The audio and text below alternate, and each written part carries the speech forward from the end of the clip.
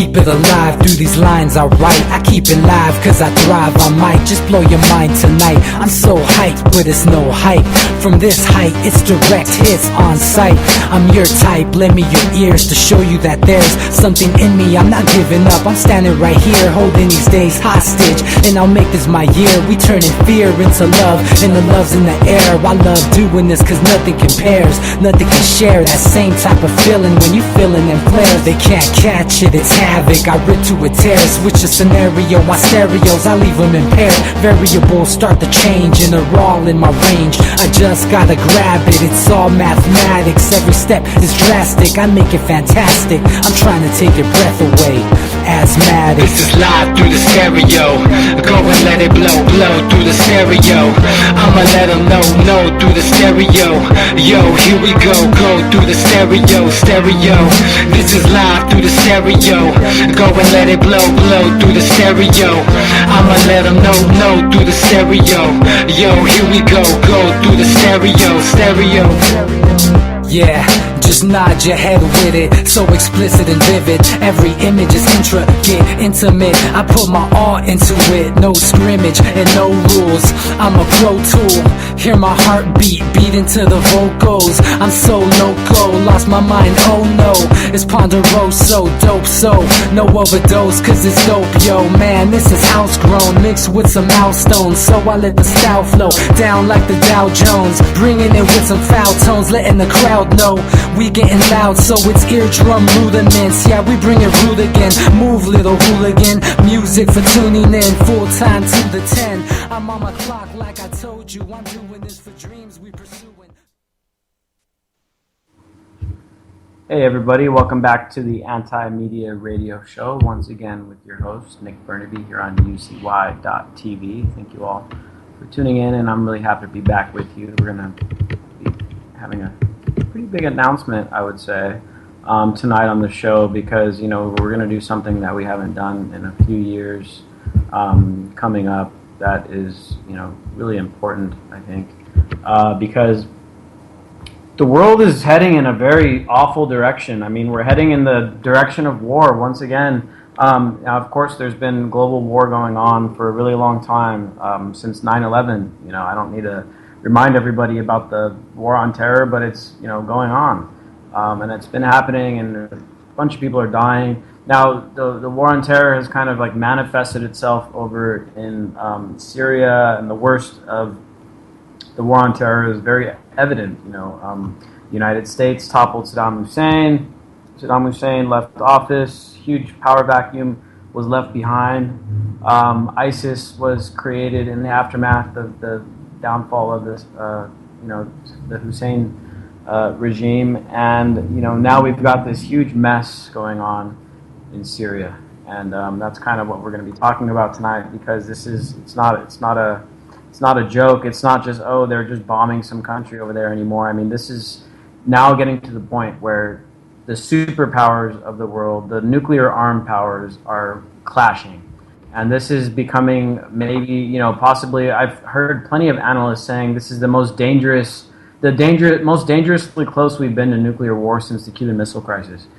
So this is something very, very important to talk about, and we're going to have a great panel put together tonight, and then we're also going to have some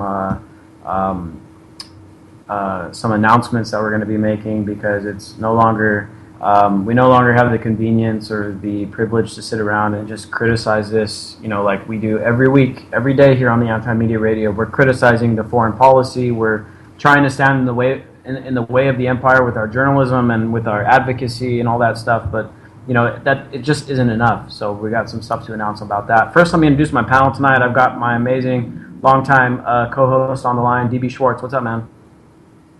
Hey Nick, I'm glad to see this movement starting to take place, because it's really an unprecedented area for our country, because the Cuban Missile Crisis was 90 miles off our shore, which was too close for comfort, yet we have our supposed anti-ballistic missile systems on Russia's border. So that would be like if they'd put it in Mexico on the border. Yeah. So it's that perilous. And we're also joined tonight by one of our amazing editors over at the Underground Reporter, Claire Bernish. What's up, Claire?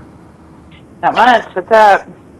Hanging in there, hanging in there. Just really concerned because the election is one thing, but this imminent, what looks to be like an imminent clash between superpowers is a whole other subject. So we're gonna be talking about this new movement that you're helping put together, and I'm helping with it as well. Also, let me introduce. I believe we got Manny on the line. What's up, Manny? You there? Yeah, what's up, Nick? How you doing, man? Hanging in there, man. How you doing? Yeah, pretty good. Just got back from border Nogales, Arizona with Nogales, Sonora. And it was off the hook up there, man. All the activists, I saw 27 activists I haven't seen in over 2 years from Canada, England, Australia, and then parts of the United States, New York, Chicago, et cetera, and all that. I've been attending too many police brutality, incidents. This was one of them, 26 bullets for one person. That's a lot of damn fucking bullets, Yeah. And then, of course, the San Diego State incident, and this police brutality is so bad that, sometimes I forget what state I'm in, you know what I mean? Because I'm all over the place, like that. But that Nogales thing was really good for a lot of organizations like Deported Veterans and the Dreamers' Moms, and et cetera. And that border, you can hug people. You can actually at least extend your arms out. It doesn't look like the Berlin Wall down there in Imperial Beach and stuff like that, so you could imagine, but that was, man, I tell you, that was a good effort up there and all that. I almost got arrested by the Nogales cops. They didn't like me being in the street, It's just, I have a problem when they tell me to get on the sidewalk. I mean, come on, Dick. We got 400 people marching with me, and nobody wanted to get on the street except me. Are you kidding me? What's up with that, But you got to teach these young activists what to do, man. Yeah, I know. I was trying to show them LA style, but I don't think they appreciate it. These small town cops and stuff like that, so you can imagine, So hello to you, Nick. Hello to DB Schwartz, and hello to Claire Bernish, okay? Hey, man, good to have you back. So the Nogales event, tell us a little bit about that before we make this big announcement here, because it's kind of related, I think, to this whole issue that we're dealing with right now with the refugee crisis and the immigration crisis and stuff, right? Yeah, well, a lot of people don't understand who we're training in the School of the Americas in Fort Benning, Georgia, and stuff like that. So this whole thing, with the SOA, they wanted to come out here, for the first time to the West Coast, and they picked Nogales, which was great because it's right there, about an hour from Tucson, south. I was on the Nogales, Arizona side. Hector and all the people they couldn't come across were on the Nogales, Sonora side and stuff like that. And it just was to bring issues about what's happening with the immigration issue, what's happening with the Trump thing, what type of soldiers we're training. We're training a lot of people from other countries at the School of the Americas, and stuff like that. And some of these generals and colonels that have come out of there are some of the most vicious people you can imagine, the School of the Americas in Fort Benning, Georgia, and stuff like that. But we had a lot of nonprofit organizations up there, like Code Pink was in the house, the Deported Veterans were in the house, the Veterans for Peace were in the house, and the Dreamers' Moms, et cetera, they were in the house. And, of course, Manny Aguilar was in the house, stuff like that, And I took my bell for the first time, man. Everybody can hear my bell. I want to make sure people heard my bell and all that, and stuff like that. And it was very emotional because you're having an event, on both sides of the border and stuff like that, to bring attention to all this non-democracy that we have, because unfortunately, people still think we have democracy in this country. I mean, you better tell me where it is because, I think they threw it in the trash a long time ago. I got to go see it and stuff like that. And so it was very important to bring attention to what's going on with all the training that we're doing, kind of like under the table.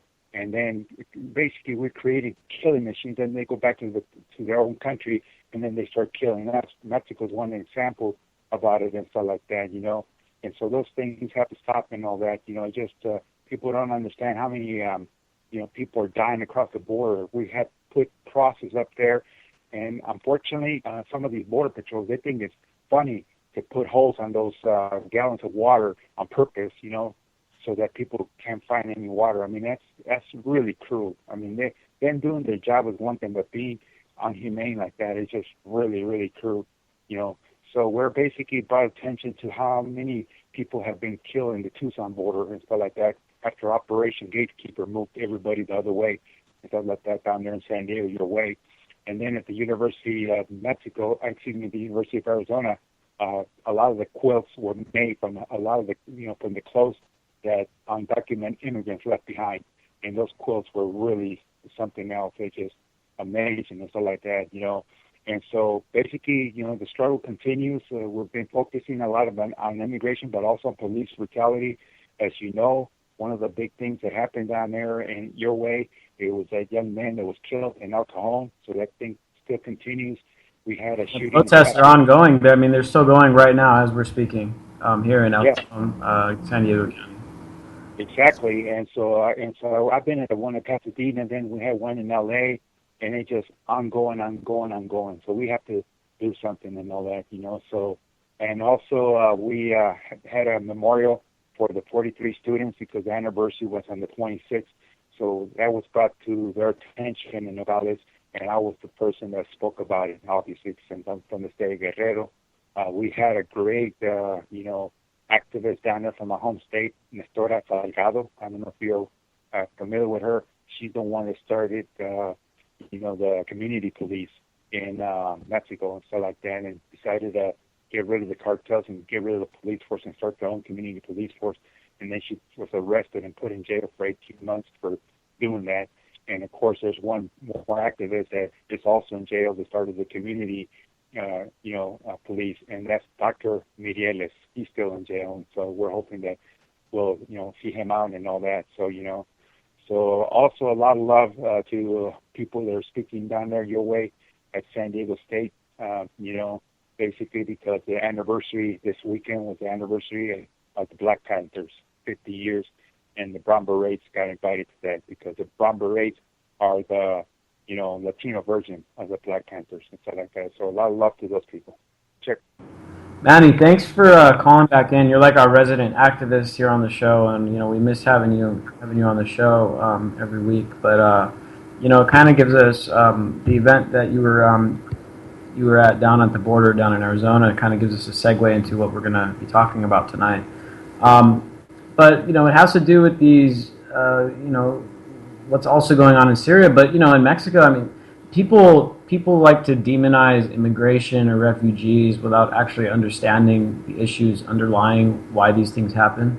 I don't really know of anybody that would really wants to just uproot their families and leave their homeland just because, or to come steal someone's job. That's not exactly why it happens. What happens is people's homeland get destroyed, or it becomes unsafe to live, or they're unable to make a living for themselves due to certain things going on. In one thing that really decimated Mexico, and I've written about this plenty of times before, is NAFTA, which is something that Bill Clinton and the Republican Congress at the time passed into law, and really decimated the peasant farmer industry in Mexico, which has since then really led to this exponential rise in immigration into the United States from Mexico.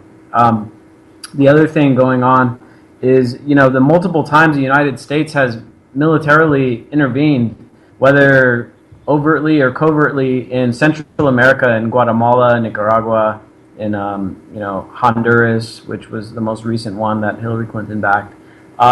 We topple governments over there, destabilize the countries, and then we wonder why people want to leave.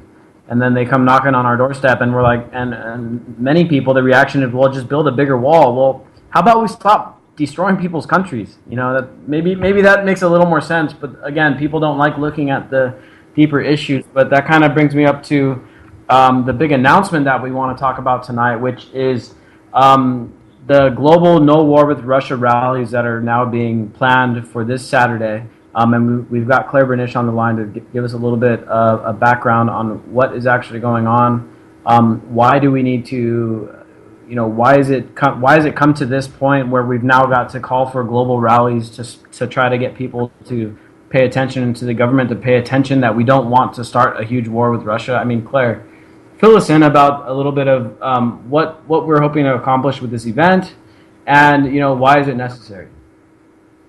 Well, first of all, the background, because I think that for the larger audience, it might be somewhat of a surprise that the focus is on Russia. And it's necessary because the U.S. is waging proxy wars with Russia on a number of fronts, including both Syria and Yemen, as well as in the Asia-Pacific theater. And we can't forget about Ukraine as well. Yeah, of course. We have NATO amassing troops along the border with Russia. We have the U.S. kind of just we're picking with Russia in Syria over who should be bombing whom, and the same thing is now going on in Yemen because the U.S. has just now actively involved itself in Yemen by bombing. Granted, it was supposedly just radar sites, but by actively militarily engaging in Yemen, we're entering yet another theater. Of course, in Yemen, who we're bombing are the Houthi rebels, who are backed by Iran, who is a direct ally of Russia. And don't you love how with the Yemen thing? I mean, I was blown away by the media coverage because it's like, oh, the U.S. is retaliating in self-defense by bombing some radar sites in Yemen. Self-defense? I mean, yeah. First of all, we've been drone bombing in Yemen for like all of the Obama administration. And second of all, the United States is actively backing the Saudi-led, I would call it Saudi-led genocide of Yemen. Yes. And so the media is like, oh, we're bombing them in retaliation in self-defense because they fired missiles at our ship. First of all, it's not self-defense because we've been helping annihilate that country. Second of all, they don't even know who shot the missiles. No, they don't. And the missiles weren't even by the people on the commander of the ship who was ostensibly fired upon was not even absolutely positive that they were being fired upon when it happened. And of course, the rebels argue that they fired. They said, no, that did not happen. They admit to firing on other ships in the area. Like the rebels they take responsibility for other firings. They take responsibility for other attacks, but they won't take responsibility for what happened to this U.S. ship, supposedly, which has not yet even been proven. And the U.S. fired when an investigation was launched before the investigation was even, of course, finished. There is basically no proof for the U.S. to have fired into Yemen. And yet we find ourselves militarily engaged in Yemen now. And basically without getting too complicated, basically what it comes down to is that we are waging a number of proxy wars, but they all come down to Russia and Russia's allies. They come down to Russia and Iran and China and Syria and North Korea even. If we're not careful, if we don't back down this U.S. aggression, if we don't stand up to our own government, promoting this Russian aggression narrative that has not been proven on, by a number of analysts, they basically call bullshit on it. If we don't stand up as a people and say, you know what, we are not going to get involved in another war based on lies, then we are going to find ourselves embroiled in a huge military conflict that would likely be world war, if not nuclear. Although the nuclear option is way outside the realm of possibility, of course.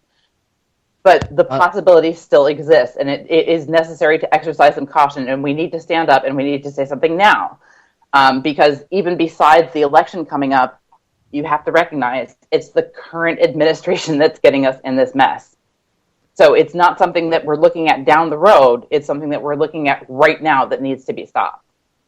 I would just briefly argue that the possibility, if we allow Saudi Arabia to use the forces that it has massed, which is basically its entire ground army, and if we allow them to go into Syria, the chances of Russia using nuclear weapons is 100% because they cannot possibly stop the advance of the entire Saudi army, along with a various amount of mercenary companies and such. So they will use nuclear mortars. I mean, it was used in World War II, so of course it's going to be used now. And what happens when you wipe out armies with nuclear mortars is those countries now retaliate with their ICBMs because they don't have an army anymore.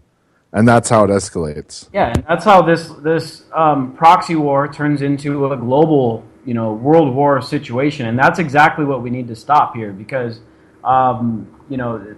it's no longer a proxy. It's no longer going to be contained as a proxy war. I mean, this is quickly escalating into a head-to-head battle between two nuclear-armed powers, and it can't end good. Several nuclear powers, actually.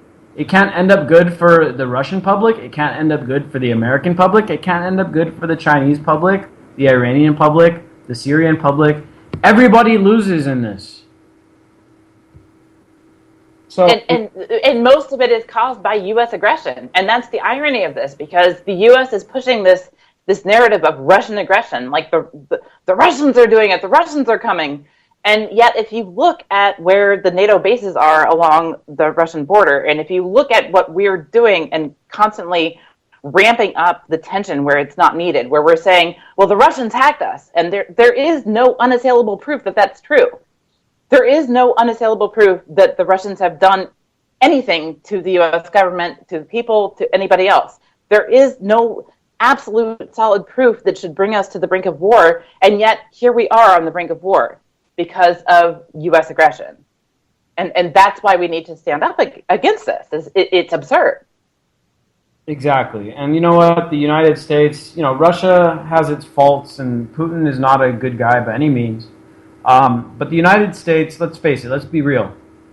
The United States, along with NATO, is the single largest threat to world peace. And that's been confirmed by various polls. And, I mean, all you got to do is look at the reality of the situation. People all around the world agree that America is the greatest threat to peace.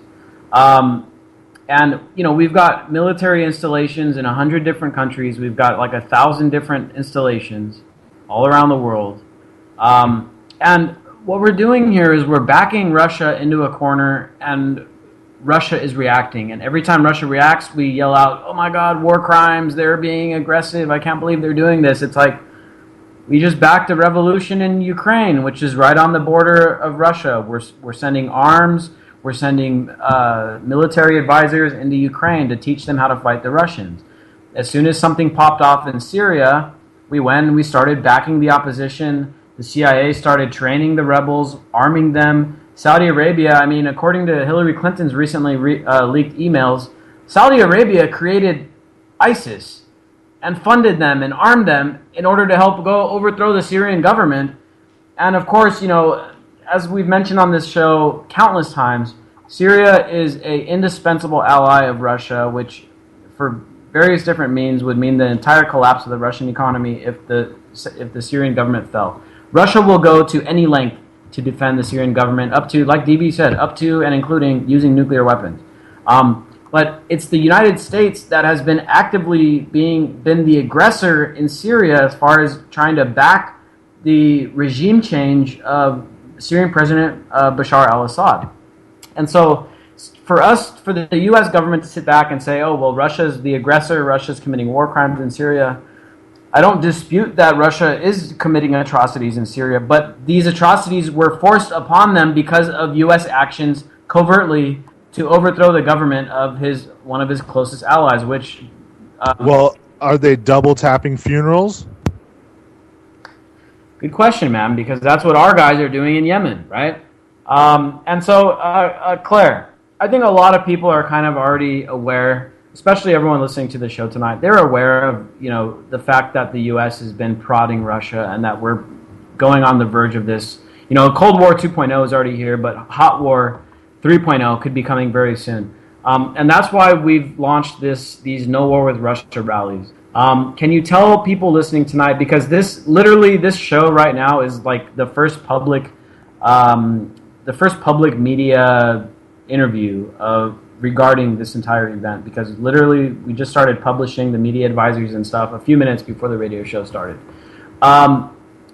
So there's probably not even a rally set up in wherever you're listening at. There probably isn't even a rally set up yet. So it's on you to actually do that and set it up. And we're going to provide people with the media coverage to start building up these events. And I think every city that has a decent amount of population will see pretty big events. But we first have to start creating the events. Claire, can you tell people how to go about first either finding an event or creating an event in their area? Well, we have Facebook pages set up. For one, you can visit Global No War with Russia Rallies. That's the Facebook page. That would be kind of a landing point. We have instructions set up for how to organize a rally in your area. And we really need for people to do that in wherever they're located. It's really important. It doesn't matter, like, even if you have, 5 people or something. This is a really huge deal. It's necessary for us to come together and show that we're a united front against, any possible action by the U.S. government, which is increasingly likely. We have also the No War with Russia Facebook page. We're trying to unite people, to educate them, and to let them know exactly what's going on, because this is, obviously it's a very confusing issue. It's not just a black and white sort of thing like arguably World War II might have been, which it wasn't, but, arguably it was. There are a number of fronts here. There are a number of intricacies, and it might be difficult to understand. And if you have not been following events, you might not necessarily get why it is that we're aiming at, like, no war between the U.S. and Russia.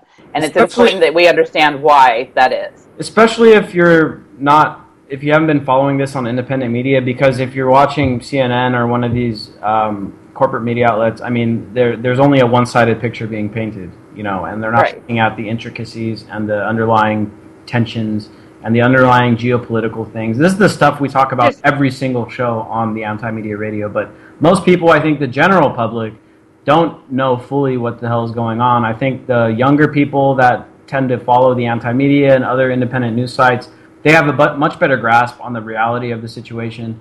But, a lot of people don't even know what the hell is happening. All they know is that there's a bunch of propaganda right now, and it seems like we're about to go to war with Russia. And I think a lot of people can agree that's not a good idea.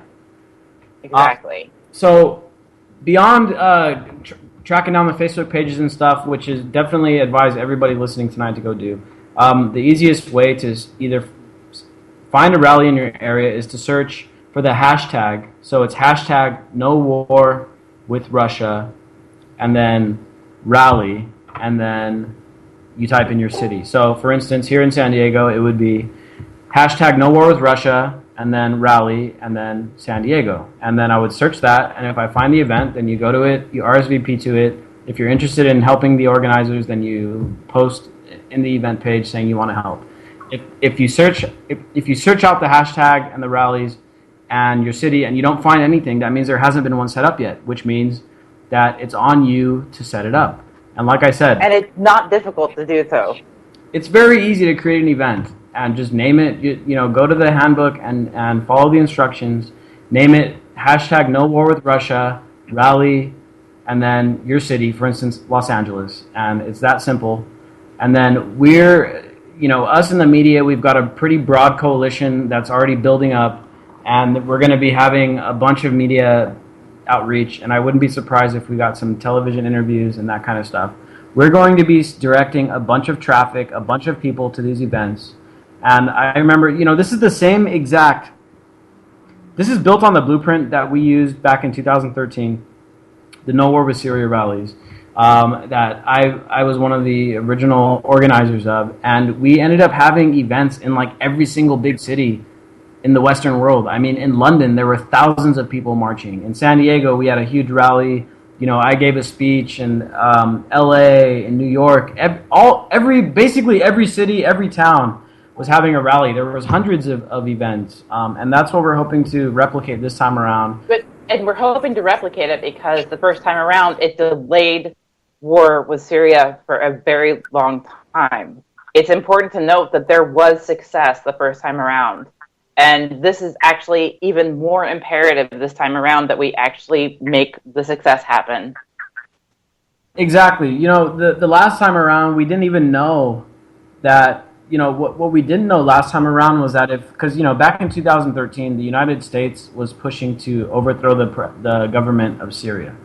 What we didn't know at that time was that if we would have done that, that would have provoked us directly into a war with Russia. And thank God that in 2013 it worked. You know, we put together these rallies, we put together some public pushes, people called their representatives, the Congress. I mean, you know, we all know they're a bunch of oligarchs, but if there's an overwhelming opposition, then they'll actually listen, which is what happened in 2013. And it delayed what would have been a direct confrontation with Russia, but now, because of the backhanded, underhanded geopolitical things that the United States has been doing, whether it's through our allies creating ISIS or us supporting the opposition in Syria, we delayed the inevitable from 2013 to now. And now is the crunch time where it's either we're going to have a huge war with Russia or the United States is going to back down. Do we want to be in a war with Russia that could potentially be nuclear, or do we want the United States to back down? That's the big question. If you think nuclear war with Russia is a bad idea, then it's time to start organizing a rally and start getting involved, because this is now getting to the point where we can't really sit back anymore and just talk about it. It has to be stopped physically. How I think what we need to drill in, especially to a lot of the people that are kind of, I've heard people say sometimes war is necessary. You know, we need to find a way to make people realize that when you fight a power that's as equal to you, basically for all intents and purposes, you can't just rely on mercenary companies and technology and drones and all those things. Those things are all canceled out. They're moot points when you fight another superpower. The only thing that actually would enable us to win would be to fully mobilize for war, and that does include a draft. So I just hope people realize that they will use the legal framework they've started with NDAA 2012 especially. They will poll the youth, and they will call them, and that's the whole purpose of this war. And remember that women are now included in the draft too. Well, they need to kill the next generation of child bearers, right? It's just this is an all-around imperative. This is an all-around imperative event. I mean, there has, you know, we were talking about the Cuban Missile Crisis and how dangerous that was and how much on the brink we were. And there have been so many analysts now saying this is so much worse than that. Even Gorbachev, you know, the former leader of the Soviet Union, has come forward and said, this is like the most dangerous time in human history in recent memory. That's a very telling indicator right there. And it's not just a, hey, let's not have war anymore. This is like a, we need to stop this right now. If Assange turns up being taken into custody, or he has an accident and something happens with WikiLeaks, I think, you know, I hate to say it, but I think we're going to get hit with a first strike EMP. I think Russia at this point is backed into a corner. They're depending on us to wake up and clean house, but if we don't or can't, then they'll try to be as surgical about it as they can. But honestly, they would have to start with that, and I think the elites have been prepping a long time for that. And one of the things too is, like I said, you know, Putin is not a good guy. I know a lot of people in our circles kind of think of him as the lesser of evils when it comes to world powers and stuff, but Putin is not a good guy. But I'll tell you the other thing. Putin isn't exactly our problem, because he's not positioning his nukes all around our borders. He's not positioning revolutions in Mexico and Canada like we're doing around his borders. So, you know, the big issue here, in my opinion, as a person who is a U.S. citizen, is that it's on us to reel in our government, and it's on NATO countries and Western countries to reel in their governments. For Russia, they're never going to get rid of Putin as long as the threat of America is always on their doorstep. They're always going to be looking for a strong man to keep them safe. And so, literally, the U.S. policies, not only are we provoking Russia, we're strengthening Putin as well. You know, and so it's on us as people, residents of the United States, to demand our leaders not put us in a situation where we could be in a global, you know, World War III scenario that could really take the lives. And as you guys were mentioning, the draft is still in place. The selective service is still in place. When you turn, and everybody that turned 18 in the United States, guess what? You signed up for it or you went to jail.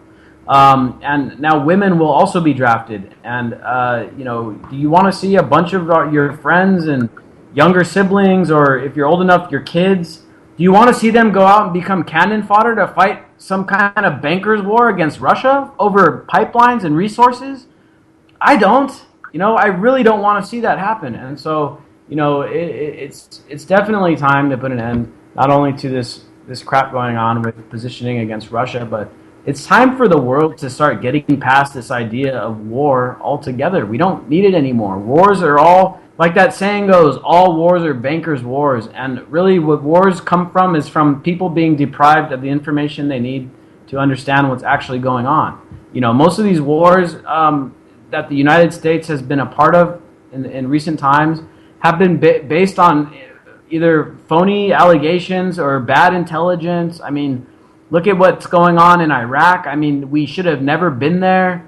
All the stuff being accused of going on in Syria, there's no evidence being shown what's happening. We're bombing Yemen, and we don't even know who sent the missiles, or if missiles were if they did at all at the ships to begin with. And so we need to put an end to these wars that are almost always started on bad ideas or false intelligence or straight up false flags.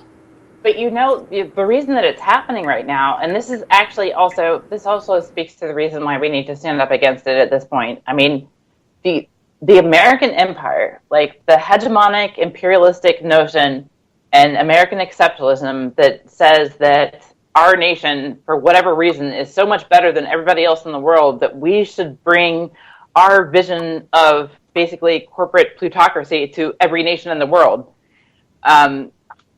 It's that vision that is dying out, and the whole world knows it, and that's why we have so many enemies at this point, because we have gone and co-opted the resources and the people, and we've bombed either ourselves or we've done it in a proxy, like through Saudi Arabia and such, in all these other nations.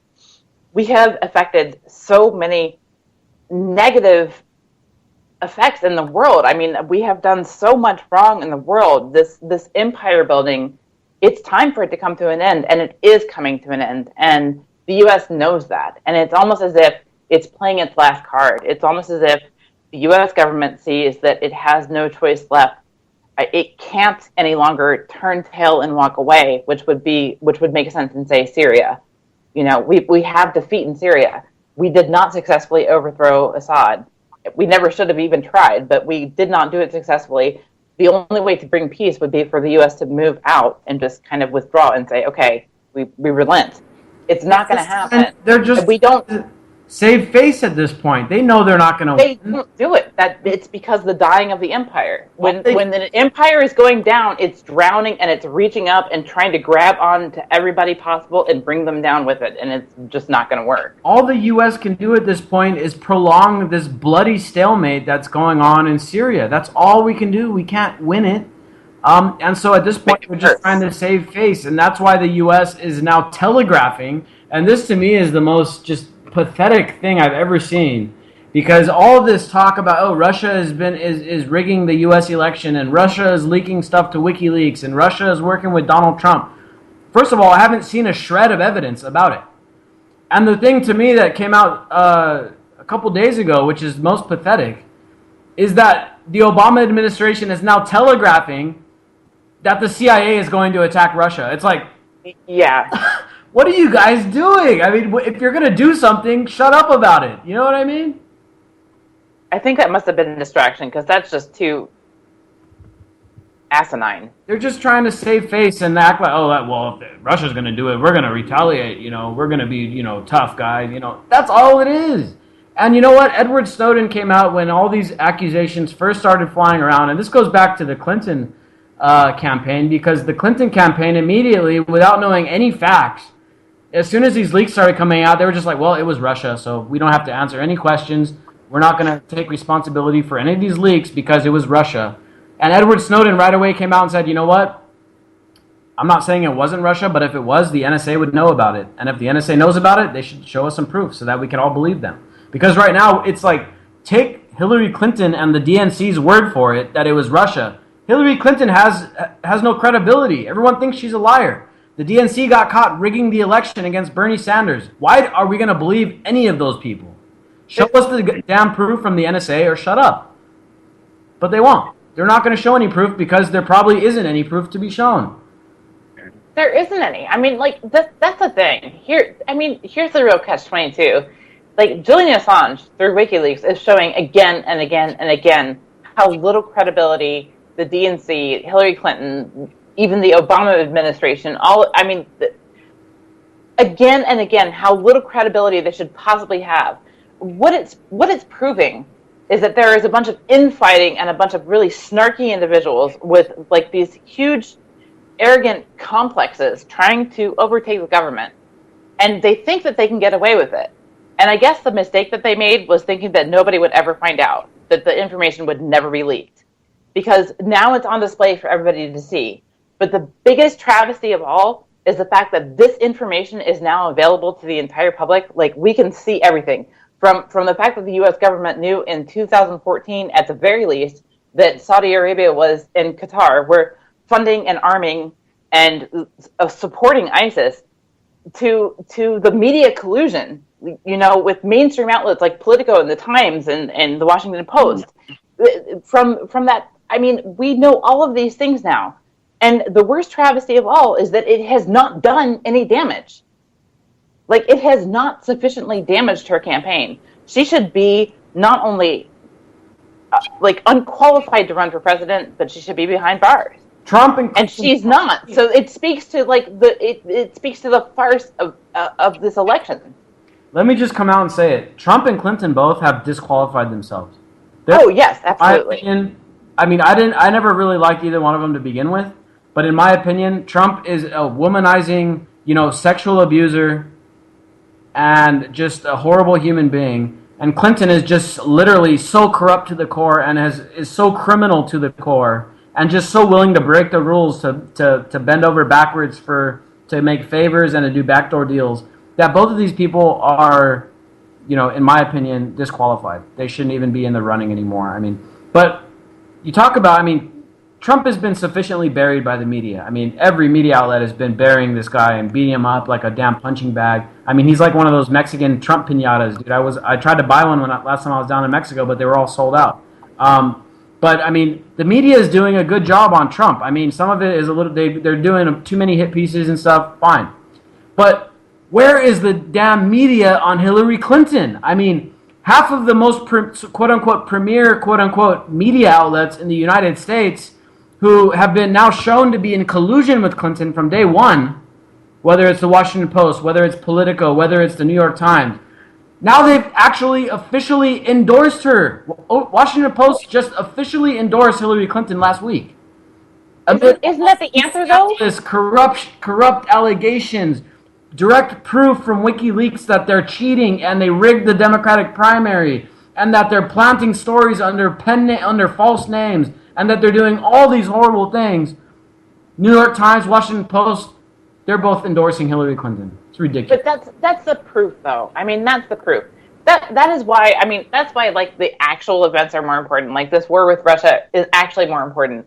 When you're talking about a situation where the media has proven its collusion with the DNC, with Hillary Clinton's campaign. It's proven it over and over and over again. And then they somehow endorse her, and anybody in their right mind is supposed to believe that as anything with any integrity whatsoever. It's absurd. We are in so much of a farce right now. When earlier this year, I believe it was the director and the producer of Idiocracy came out and said, you know what, we did not mean this to be a portent, and yet here we are in the midst of Idiocracy. I would have to agree with that. It boggles the mind for anybody who can step away and actually examine events, to examine them with any sort of realism whatsoever. Best documentary ever. That's what I say. Manny, where do you stand on all this, man? Yeah, I was gonna say, man, you guys have already killed the cow three cows ago. Shit.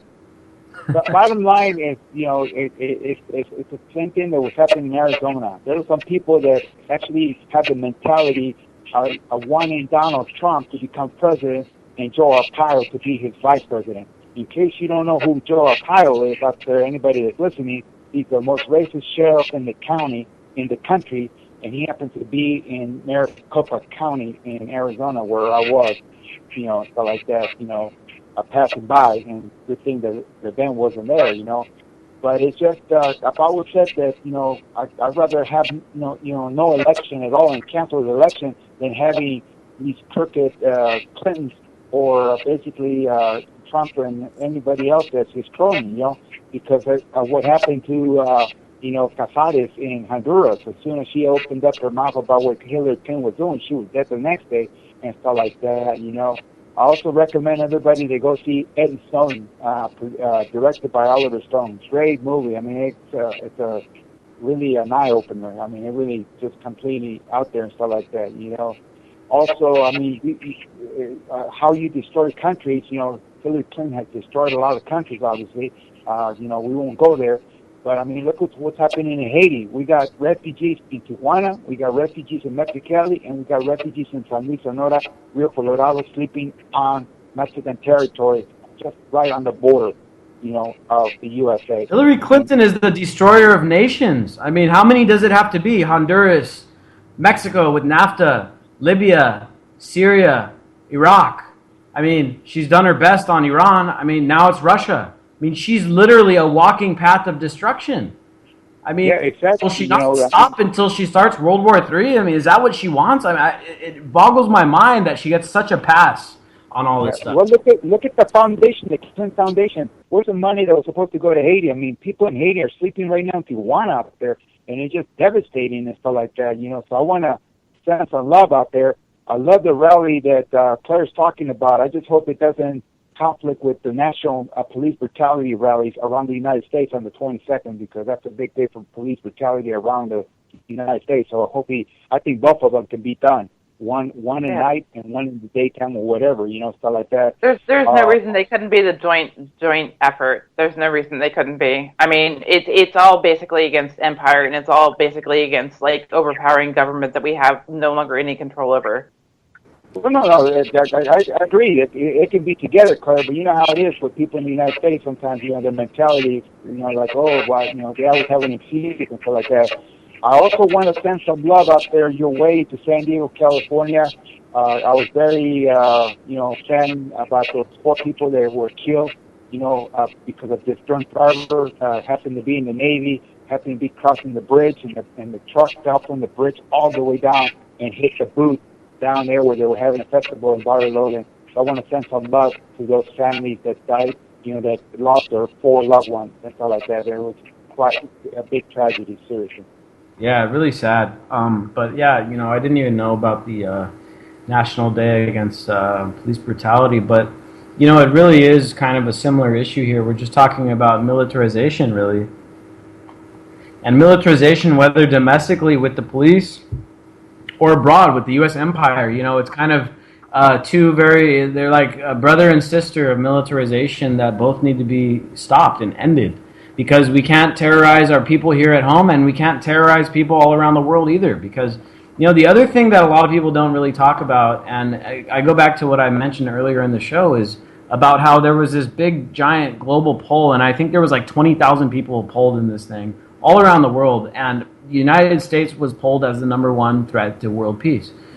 So, we've got all these military installations and foreign policy objectives in all these different countries around the world, whether we're talking about Latin America, the Middle East, Russia, South China Sea.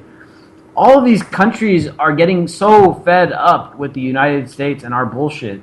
And, the people here at home, there's a big chunk of people, especially all these people voting for Trump and Clinton, they don't even give a shit, because they haven't been told by the media that there's a problem with our empire and that there's a problem with having 1,000 military bases in 100 different countries. They think that's fine. In fact, they probably don't even know about it. They don't even care to anyway.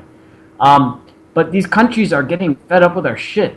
I mean, look what's going on in the Philippines right now with a country who, from all intents and purposes, is was one of our most reliable allies in Asia.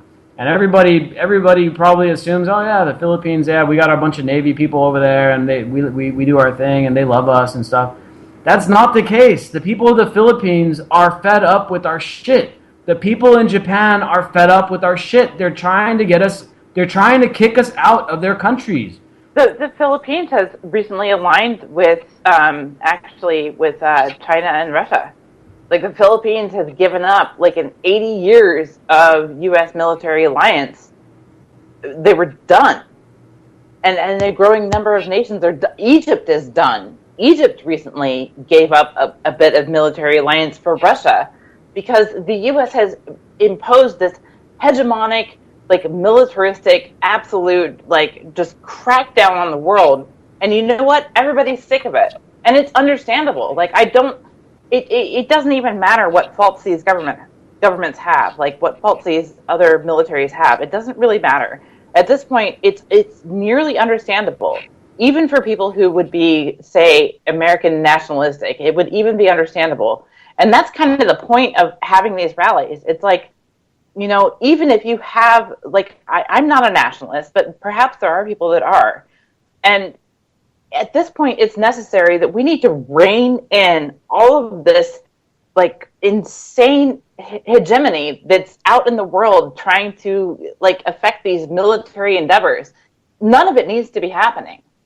Like, none of it needs to be happening. It's all kind of this braggadocio in the world. And we don't really have a foundational reason to be, say, fighting in Syria. We don't have a foundational reason to be fighting on all these fronts. We need to rein in our government. We need to rein in our military. And we need to say, look, that's enough. You know, I feel very strongly about this. And you know what? We've kind of pushed a bunch of these countries. I mean, you listed the Philippines and Egypt as recent examples, and there's plenty more. We've given a lot of countries around the world, as you said, through our hegemonic empire building stuff. You know, every country we have a presence in, we've kind of imposed our will upon, and we make them do things that they probably, at least their public doesn't want to do. Their government, you know, their puppet governments do whatever the hell we tell them, but their public get fed up with this shit. And so what we're doing now is not only are we not winning these proxy wars with Russia, we're making them stronger by pushing other countries into alliance with them. And people, because of our prodding of Russia, and now that for the fact that they're finally being able to effectively stand up against the U.S. empire, other countries are starting to flock over to Russia and say, well, if someone's going to stand up against the Americans, you know, we should join them because we're tired of them pushing us around. I mean, look at Egypt. How many decades and decades have we been completely co-opting the Egyptian government? They've had several revolutions recently. A lot of it had to do with anti-American, you know, not anti-Americanism, but they're tired of their government being a puppet of the West. Same thing is going on right now in the Philippines. I mean, the Filipino president is openly anti-American at this point. He called Obama a son of a bitch. He said he's tired of being America's puppet. He said he's tired of being America's doormat to Asia. And 80% he's got an 80% approval rating in that country. And he just announced that. He's like, you know what? He's like, I'm tired of dealing with America. He's like, if I need to go and get weapons and for our military, I'm going to go buy them from China now. You know, and then he also he went so far to the point of saying, I dare you guys to use the CIA to come and assassinate me. He literally said that. You know, and so we're pushing, not only are we losing our proxy wars and we're making ourselves look sloppy overseas, but we're making our you know, supposed enemies stronger. We're making Russia and China and all the countries that are aligning with them. Think about the BRICS nations, Russia, Brazil, India, you know, China. I mean, all these countries are now forming at least loose alliances, either economically or militarily, against the U.S. NATO hegemony because people are so fed up with it. And the point I wanted to get to about all these people getting fed up with our shit around the world is that if the United States public doesn't get a hold of its government and we allow them to take us over the edge and make something really stupid around the world happen, the entire world's going to hate us. And we're no longer going to be worried about, oh, well, are we winning or losing in Syria? We're going to be worried about people invading the United States because they're so fed up with our shit. So that's another reason why it's so important that we really take a stand here. And starting this weekend with the No War with Russia rallies, we take a stand because we got to stop our government from making us look like assholes around the world. Because if it weren't bad enough already as far as being an American abroad, because you already get shit for being an American abroad because people already think you're arrogant and ignorant and fat and stupid. If it weren't bad enough already, it's going to be a lot worse when this empire comes crumbling down and it comes down in ashes. People are going to be really fed up with us, and it's not going to be a nice place to live for our generation, our kids and our next generations. They're going to have to deal with all the mistakes that the government is making right now. And the people that are of fighting age right now are going to be the cannon fodder for it, so it's going to be real bad for them. DB, go ahead, man. I was just going to say, man, just to be extremely pragmatic and realistic about it, imagine we have just a 10-day hiccup for the supply chain from other countries that we depend on for foodstuffs. America, as much food as we grow, we still only grow about 70-80% of what we need. And that dries up very, very quickly, especially with the consumerism that's so rampant here. So I think everybody knows what happened after Katrina. Just imagine a permanent Katrina, and that's what could happen here very, very shortly. Exactly, dude. And so, and even beyond that, just like there is that perhaps it's a little bit fleeting or whatever. But what about standing on the right side of history? I mean, what about kind of standing up for what is actually right and kind of proving to the world that our government does not represent us? Because I would be willing to bet that the vast majority of the country would agree with that statement. Yeah, I mean, it's time to make a stand here for peace. And I've never seen peace be really on the wrong side of history, you know. The world has had enough of war. We've now got the information that we need to understand how to take care of ourselves. We're at a time now where we could be kind of post fossil fuels if we really wanted to be, but because of the pyramid scheme and the monopolies that are involved, you know, these guys are still holding the grip, but it doesn't have to be that way. We don't need to fight wars over resources anymore, and let's face it, that's what most wars are about. They're about resources. They're not about, you know, especially now with America's the empire of good. You know, this is like the most insane idea that we go around knocking over governments and starting wars around the world and dropping drone bombs because we're actually like spreading freedom and love. It's like the most hilarious Orwellian thing, and the sad thing is that so many people actually believe that, especially when there's a Democrat running the country, and it's like, you know, no bomb can be a bad bomb under Obama. I don't think Hillary would get the same pass, but, you know, she's still a Democrat, so she'd still get a lot of the same passes, but not all the way. But you know, this idea that we're going around the world toppling governments, having 1,000 military bases because we're trying to protect fair and you know, democratic elections. Don't make me slap myself because I think I'm in the Twilight Zone. Our own election is shit. Our own election was rigged. I mean, the entire thing is like so ridiculous at this point. Our political system, it's so bought out by corporate interests and controlled by money and, you know, the deep state, the oligarchy, the corporate... WikiLeaks is illegal, Nick. Yeah, WikiLeaks is illegal according to CNN. We need to. This is the thing, though, because of all of this insanity and all this farce. Like having a rally where people come together, where they don't have necessarily the same ideologies, they don't have the same political beliefs. It doesn't really matter. That is all to the side at this point. What only matters right now is that we stand up to the idea that our government wants war no matter what. It doesn't matter who's in office. If it's Obama or if it's the next figurehead, it doesn't matter. What matters is that we don't go ahead with this seeming obvious path. Great point. We're coming up to the end here, but just to say it again, find the Facebook page, Global No War with Russia Rallies. Find the Facebook page, No War with Russia. Search hashtag No War with Russia. Rally. Hello, everybody.